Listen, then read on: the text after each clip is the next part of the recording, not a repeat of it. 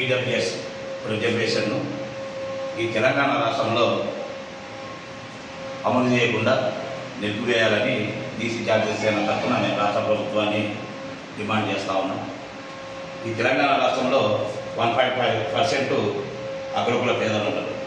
మరి 1.5% ఉన్న అగ్రకుల పేదలకు 10% రిజర్వేషన్లు అమలు చేయడం వలన ఈ తెలంగాణ రాష్ట్రంలో 60% పైగా ఉన్న బీసీలకు కేవలం విద్యా ఉద్యోగాల 27% రిజర్వేషన్ అమలు చేస్తూ మన సామాజిక వర్గానికి తీవ్ర అన్యాయం చేస్తూ ఉన్నారు.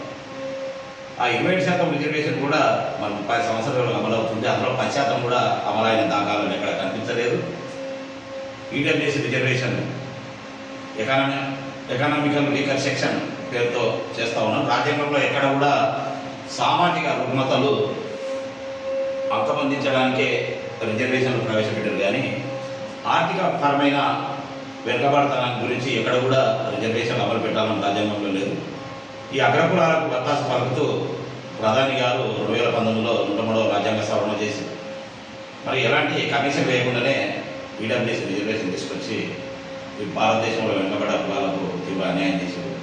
కాబట్టి కనీసం మన బీహార్, తమిళనాడు లాంటి రాష్ట్రాల్లో ఈడబ్ల్యూఎస్ రిజర్వేషన్ అమలు పెట్టడం లేదు. కాబట్టి తెలంగాణ రాష్ట్ర ప్రభుత్వం కూడా ఈడబ్ల్యూఎస్ రిజర్వేషన్ అమలు చేయకుండా అడ్డుకోవాలని కోరుతాము. ఎందుకంటే మొన్న డిఎస్సి ఫలితాల్లో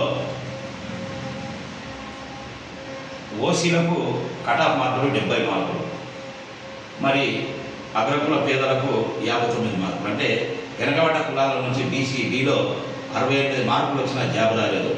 కేవలం 59, 50, 56, 52 మార్కులు వచ్చిన అగ్రకులాలకు కూడా మరి జాబులు వచ్చినాయి.